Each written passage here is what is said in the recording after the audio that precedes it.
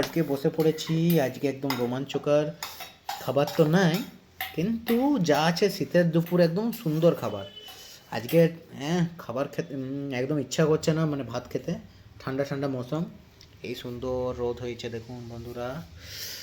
আর এই বেগুন টমেটো পোড়া আর রুটি এখনই তো খেতে হবে, বলুন। হুম হুম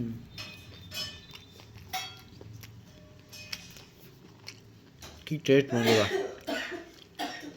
বলা যাবে না। হুম হুম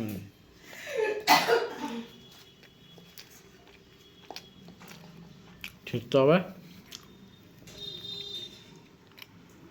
জলদি না, সবকে এরকম লাগাই লঙ্কা মঙ্কা নিয়ে। হুম